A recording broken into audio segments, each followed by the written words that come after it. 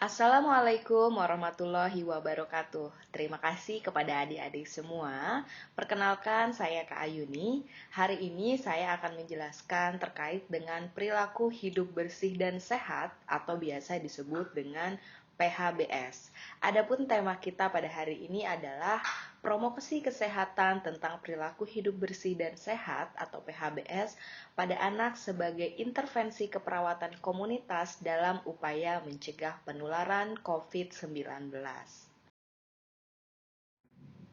Baik, apakah adik-adik semua di sini ada yang tahu apakah itu penyakit corona? Ya, corona adalah sebuah virus. Ukurannya sangat kecil sampai tidak bisa terlihat oleh kita manusia. Nah, virus corona ini biasa disebut dengan COVID-19, di mana pertama kali ditemukan di kota Wuhan, Cina pada akhir Desember tahun 2019. Virus ini menular dengan sangat cepat dan telah menyebar hampir ke semua negara, termasuk Indonesia saat ini. Nah, siapa saja yang diserang oleh virus corona ini? Apakah ada yang tahu? Ya, virus corona ini bisa menyerang siapa saja, mencakup semua usia, mulai dari anak-anak sampai dengan orang tua. Berdasarkan data yang dirilis oleh Gugus Tugas Percepatan Penanganan COVID-19 Republik Indonesia, jumlah kasus yang terkonfirmasi COVID sampai dengan 3 Oktober 2020 adalah sebanyak 299.506 orang dengan jumlah kematian 11.055 orang. Jumlah yang sangat banyak ya. Teman-teman bisa lihat gambarnya. Jadi itu adalah proses pemakaman orang yang terserang virus corona sampai meninggal. Ya, ada beberapa tempat bermain virus corona ini. Jadi yang pertama adalah tidak sengaja menghirup percikan ludah atau biasa disebut dengan droplet yang keluar saat penderita COVID-19 batuk atau bersin. Jadi kayak haci-haci seperti itu ya. Kemudian yang kedua adalah memegang mulut atau hidung tanpa mencuci tangan terlebih dahulu setelah menyentuh benda-benda yang terkena cipratan ludah penderita COVID-19. Jadi misal ketika kita setelah memegang meja, ganggang pintu, ataupun tempat-tempat lain yang sudah dipegang oleh penderita COVID-19, itu kita bisa ditularkan melalui media itu. Kemudian yang ketiga adalah kontak jarak dekat dengan penderita COVID-19. Jadi kita berkomunikasi atau berkontak secara dekat tanpa menggunakan masker, terutama dengan orang penderita COVID-19 ini. Nah, sekarang apa aja sih gejala dari virus corona ini atau orang yang terkena virus corona? Ada beberapa gejala umum biasanya muncul ya. Yang pertama adalah bisa jadi demam atau panas, kemudian ada batuk kering, sesak, dan merasa lelah. Nah, di sini kakak ingin menyampaikan cara kita menghadapi virus corona ini. Seperti sekarang kan di mana-mana orang selalu menggalakkan cegah penyakit corona, cegah virus corona. Nah, salah satu cara yang bisa kita lakukan adalah dengan melakukan perilaku hidup bersih dan sehat atau PHBS. Apa sih PHBS itu? Oke, jadi PHBS itu adalah perilaku hidup bersih dan sehat, di mana semua perilaku kesehatan yang dilakukan oleh individu dan kelompok, misalnya seperti santri, siswa, ustazah, pendidik, pengasuh, dan lain-lainnya, dengan kesadaran yang dilakukan secara pribadi untuk mencegah penyakit, meningkatkan kesehatan, serta aktif dalam menjaga lingkungan sehat di pondok pesantren. Jadi misalnya teman-teman yang melakukan kebersihan secara rutin, membersihkan lingkungan tempat tidurnya, membersihkan lingkungan pesantren, rajin mandi, itu adalah bentuk dari perilaku hidup bersih dan sehat. Nah, di sini ada kebersihan diri yang menjadi bagian dari PHBS yang bisa dilakukan atau harus dilakukan oleh adik-adik semua. Yang pertama adalah mandi. Kita harus mandi 2 kali sehari. Nah, kalau jarang mandi bisa menyebabkan tubuh akan memproduksi bau yang tidak sedap. Ini biasanya berasal dari keringat yang bercampur bakteri yang menempel pada tubuh yang terlalu lama. Kemudian yang kedua yang harus dilakukan adalah menggosok gigi. Gosok gigi dilakukan 2 kali sehari. Jika tidak dibersihkan, nanti giginya bisa menguning, ada flak, bisa berlubang, bahkan bisa sampai dengan copot atau tanggal ya. Kemudian yang ketiga yang bisa dilakukan adalah memotong dan membersihkan kuku. Ini harus dilakukan biasanya 1 kali seminggu pada hari Jumat ya kita lakukan.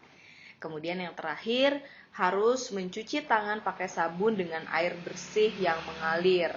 Jadi kita cuci tangan tidak hanya sebelum dan setelah kita makan, tetapi kapanpun jika kita merasa kotor atau kita setelah menyentuh sesuatu, kita harus cuci tangan menggunakan sabun dan air bersih yang mengalir. Ya, sekarang coba teman-teman lihat atau adik-adik semua lihat, apakah ini sehat atau tidak? Ya, seperti gambar yang kita lihat bahwa yang orang-orang yang mandi di kali rame-rame, kemudian airnya tampak kotor, itu adalah bukan bentuk dari kegiatan yang sehat atau perilaku hidup bersih dan sehat ya. Kemudian yang kedua adalah yang kukunya hitam, yang jarang potong kuku, itu adalah bukan bentuk dari perilaku hidup bersih dan sehat. Kemudian perilaku hidup bersih dan sehat adalah contohnya yang ada di kanan ya. Teman-teman atau adik-adik mandi, kemudian rajin mencuci tangan. Nah, itu adalah bentuk dari perilaku hidup bersih dan sehat yang harus kita lakukan setiap harinya. Nah, sekarang kakak ingin mengajarkan bagaimana sih cara cuci tangan pakai sabun yang benar. Kita akan melakukannya sambil bernyanyi ya. Ikuti kakak. Baik, ratakan sabun dengan tangan, sok gosok gosok, punggung tangan selai jari, sok gosok gosok, telapak tangan selai jari, juga digosok, genggam erat jari tangan, yo ayo ayo, jempol kiri, jempol kanan, kuncup kiri, basuh tangan dan keringkan, kumannya hilang, yeay! Nah, itu 6 langkah cara cuci tangan yang bisa kita lakukan dengan sambil bernyanyi. Nanti kita nyanyi bareng-bareng ya. Nah, sekarang yang menjadi bagian juga dari perilaku hidup bersih dan sehat adalah makan makanan yang bergizi.